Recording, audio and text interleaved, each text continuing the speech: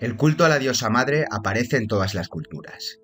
Es un reflejo de la adoración de los pueblos antediluvianos al inicio de la creación, al uno invisible, a la madre o agua viva y al ungénito del Dios primero. La trilogía de dioses original, en el principio del todo. Un culto que fue distorsionado y que va mucho más allá del mundo de la materia en el que nos encontramos. Pero el demiurgo de esta parte del cosmos perpetró el engaño, y los seres humanos fueron olvidando sus raíces, que provenían desde el mismo Dios primero de toda la creación. Lo bueno se convirtió en malo, y lo malo en bueno. El caos primordial fue material. La dualidad de la simbología de la serpiente apareció. Pero acercarse a la verdad liberará el espíritu humano. Acompáñanos en este viaje a la cuna de la civilización. ¡Empezamos! Hola a todos, bienvenidos al lugar sin tiempo ni espacio. En todas las culturas hay restos de este culto a la madre. En Egipto tenemos a Isis, en Sumeria a Inanna, en Babilonia a Istar. Los hebreos tenían a Esther, mientras los cananeos a Aserá o Astarot. En China aparece Yuelao, Lakshmi en la cultura hindú. Los aztecas rendían culto a Coatlicue y los mayas a Ixchel. Más conocidas son la griega Afrodita o la romana Venus. Hay muchas más en todos los pueblos antiguos de toda la tierra, y otras diosas en estos mismos cultos. Diosas que hoy en día tienen una simbología muy distinta a la que tenían en un inicio. Podría tratarse de diferentes deidades que estuvieron aquí en tiempos remotos de la civilización. Pero lo cierto es que los antiguos, ubicados en lugares muy lejanos, unos con respecto a otros, hablaban de lo mismo, de la madre de toda la creación. Hace un tiempo explicamos el texto apócrifo gnóstico denominado el Libro Secreto de Juan, donde se explica la primera emanación, el Uno, el Dios primero. Es una totalidad andrógina, que alberga en sí mismo el principio femenino y masculino. Sin el principio femenino es imposible crear nada, ya que este es el único que puede gestar por sí mismo. El ejemplo lo tenemos en la mujer como único portal de entrada del alma a este mundo. Y como es arriba, es abajo. Como es a nivel macro, es a nivel micro. Lo que inequívocamente nos lleva a una creación femenina cósmica, siguiendo las leyes universales, dando el principio masculino el equilibrio de esta creación, aportando la semilla de vida compensatoria al caos primordial, pero que por sí mismo solo puede crear sobre lo ya creado, o mediante tecnología. El gran arconte, según la cosmología gnóstica, es el creador de ilusiones, el poseedor de una tecnología de materia holográfica, que atrapa al ser humano en su sueño, en el sueño del tiempo y del espacio. Según el conocimiento perdido por la manipulación de los seguidores del demiurgo, dios de la materia, de la fuente primera surgió, en primer lugar, el agua viva femenina, a la que los gnósticos llaman Barbeló. Esta es la madre de todos los mundos y universos, y es la creación a través de la cual el indivisible e incognoscible albergó todo lo demás, incluido el ungénito, el Cristo, el Mesías. Tres palabras que significan lo mismo, que fue ungido directamente por el fuente, a través del agua primordial. Es el principio masculino de la trilogía divina, y que también ha sido adorado en tiempos antiguos como el Dios segundo. Otros lo llaman Dios B, la mayoría el Mesías. Muchos nombres que derivan en lo mismo, en el ungido directamente por Dios. La proyección de la fuente primordial. Otro culto que fue distorsionado y del que hablaremos en profundidad en otro vídeo. Incluso en el cristianismo se puede ver a la Virgen María que realiza una acción similar a la que ya nos explicaban otros textos. Gestar al Hijo ungido de Dios, siendo virgen. De ahí surgió el Espíritu Santo y el Cristo distorsionado.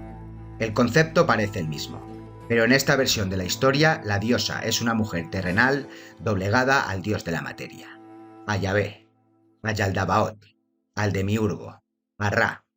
También se puede llamar por muchos nombres al padre de la materia. En cuanto al Mesías que engendró, tiene un mensaje claro. La fuerza femenina no tiene ningún valor. María es un simple recipiente incapaz de crear nada por sí misma. El poder de engendrar lo otorga el dios autoproclamado. Su hijo, por su parte, es un mesías débil, conformista, incapaz de luchar, de imponerse como prolongación de Dios. El mensaje es: déjate llevar. No hagas nada. Deja que otros consigan imponer un orden mundial material. La excusa es que el ser humano es pecador por naturaleza. Un pecado original que no existe en ninguna cultura, ni en el propio catolicismo y judaísmo original. El sacrificio nos libera de este mal. Otro mensaje muy peligroso: sacrificar tu espíritu en pro de las enseñanzas de un Mesías creado por los mismos adoradores del Padre de la materia. En la cosmología gnóstica, Sofía, la diosa, la sabiduría, es un eón, una diosa creadora, que queriendo plasmar su sueño por sí misma, sin ayuda del principio masculino, se zambulle desde el pleroma, desde el núcleo de la galaxia, y se produjo el error, al no actuar con contraparte masculina. Por esta acción se creó a Yaldabaoth, el dios ciego, Samael, un ser que dominó a los otros errores, los arcontes, y que se apoderó del mundo material, atrapando a Sofía en su propia creación y convirtiéndose en nuestro planeta. La diosa es la tierra, y el espíritu divino que inyectó en el ser humano es el que alimenta a estos seres, en forma de energía negativa.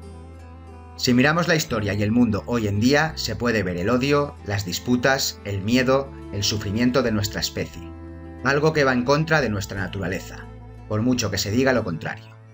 Esta es la mayor prueba del engaño, del virus ideológico inyectado en nuestra mente desde tiempos ancestrales. Confundimos el libre albedrío y el autoconocimiento que nos acerca a nuestra evolución espiritual. Lo confundimos con una evolución material.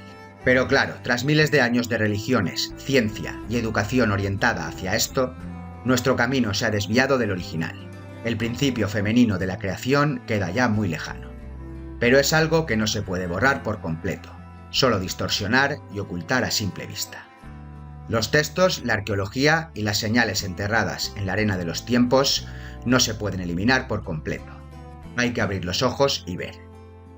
Sofía era la sabiduría incluso en la antigua Grecia, luego sustituida por unas terrenales Atenea, Afrodita, etc. Y así sucede con el término sabiduría en muchas culturas. El antiguo símbolo de la sabiduría es la serpiente. Y aquí está el siguiente punto de inflexión. Satán, la serpiente antigua que incitó al ser humano. El propio texto dice que quiere que Adán y Eva tengan el conocimiento. Un conocimiento universal, que puede liberar a la especie de las cadenas de la materia. Existe la demonización de este animal sagrado, un animal espiritual relacionado directamente con la diosa, con el agua primordial. De ahí que existan dos versiones de la serpiente: la espiritual asociada a la feminidad y la material, adoptando el patriarcado material del dominador de la matriz ilusoria. La propia palabra material se podría diseccionar de varias formas. La raíz mater, madre, es clara. Mater real, real. Sería la realidad de la madre, la nueva concepción de la materia.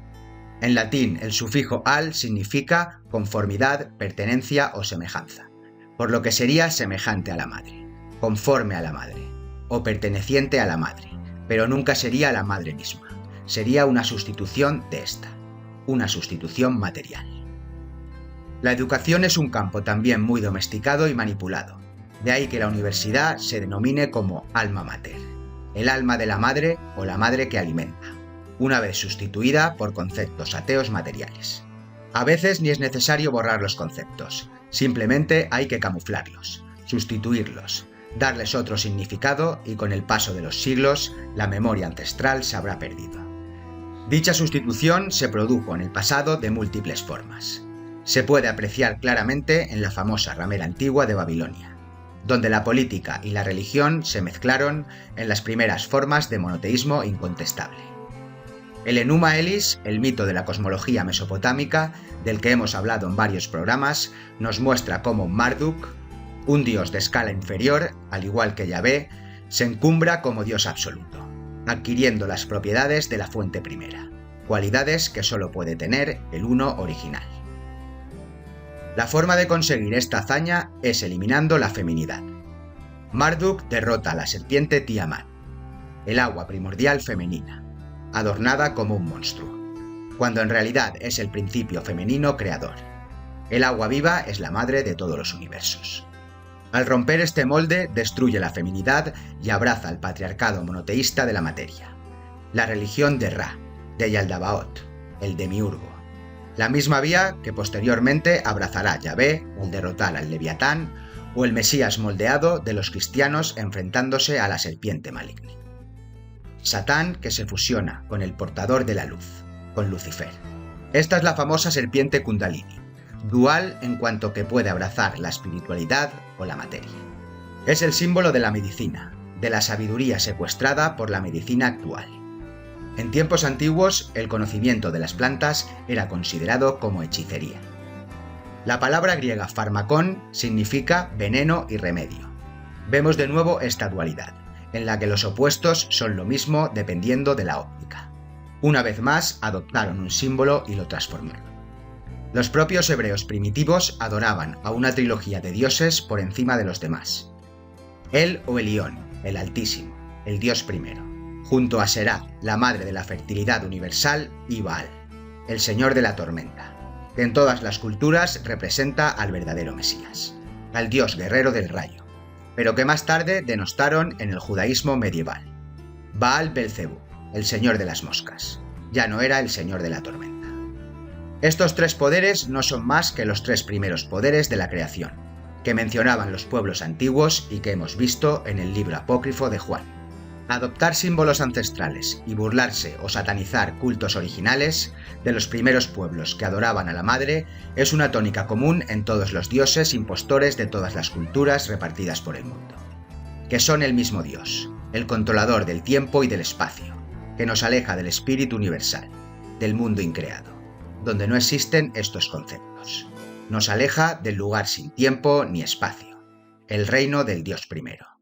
Ya hicimos un programa en el que hablábamos de que los propios dioses inventaron a Dios, con una clara finalidad de control del espíritu.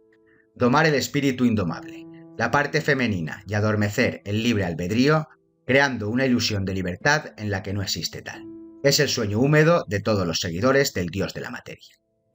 Y básicamente han conseguido su objetivo. Ahora corresponde al ser humano despertar y recordar lo que tiene escrito en el ADN, en su alma, o el espíritu quedará adormecido para siempre. Desde la ciencia se abraza el ateísmo, que no es más que otra forma de adorar lo material. Solo importa lo que se creó tras el Big Bang, un universo de materia, mientras la singularidad, una fuente de energía que queda fuera de los límites de la ciencia, en la metafísica es solo una sombra sin importancia. ¿No es esta singularidad la misma energía creadora de mundos y universos que nos decían los gnósticos? ¿No es la propia fuerza femenina expandiendo la creación de la fuente? Desde esta óptica es difícil contemplar una generación espontánea. Barbeló, la creadora original de mundos, la que mira directamente a la primera emanación, a la fuente.